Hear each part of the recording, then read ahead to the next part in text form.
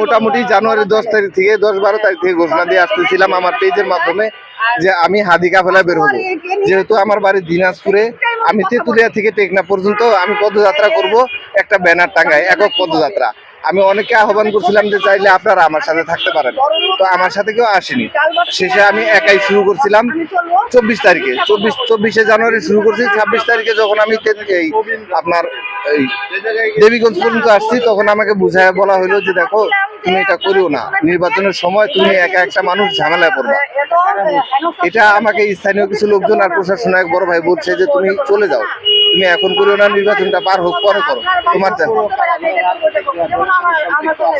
রাজনৈতিক দলের সাথে যারা যারা বুঝাইছিল তাদের মানে কথাবার্তা এমন কিছু মনে হয়নি যে তারা আমার বিপক্ষের, তারা আমার পক্ষে দ্বারাই কথা বলছে, পক্ষে দ্বারা আমার সাথে সাক্ষাৎকার দিয়েছিল। সেই ভিডিওগুলো আমি বলছি যে ভিডিওগুলো আপনি এখন পাবলিশ করেন না, নির্বাচনটা পার হলে পরে আপনি পাবলিশ করেন, কোনো সমস্যা নেই।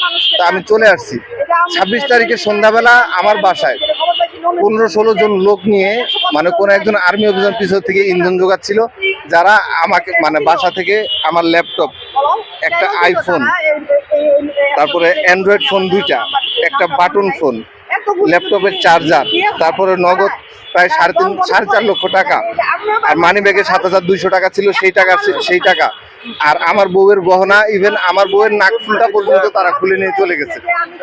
আমার বউয়ের নাকফুলটা পর্যন্ত খুলে নিয়ে চলে গেছে।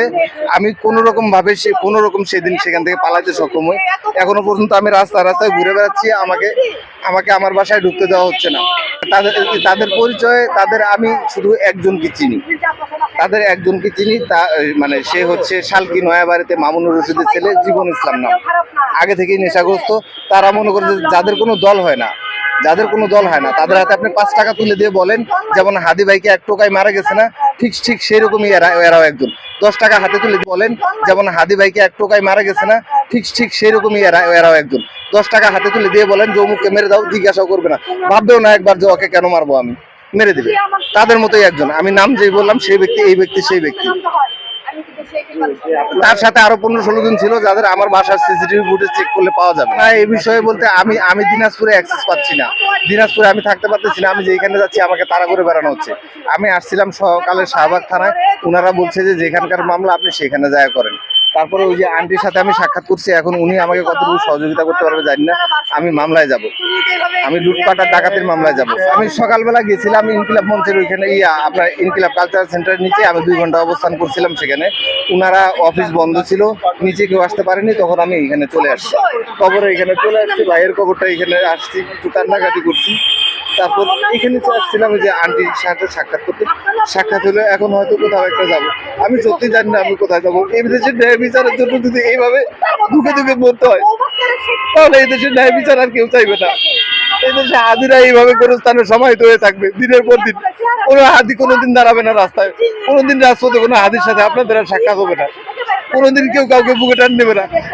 প্রত্যেকটা মানুষ দেখবেন, প্রত্যেকটা রাজনৈতিক নেতা আপনাকে আর আমাকে পায়ের তলে পিষে এইভাবে মারবে সারা জীবন। যদি এরকম মানে কোনো একজন মানুষ দেশপ্রেম থাকবে আর তাকে এইভাবে আপনারা হত্যা করবেন, তাকে এইভাবে যন্ত্রণা দিবেন, এটা যদি হতে থাকে আর মানুষ যদি পাশে না দাঁড়ায়, এরকমই হতে থাকবে দিনের পর দিন। এর ব্যতীত কোনো কিছু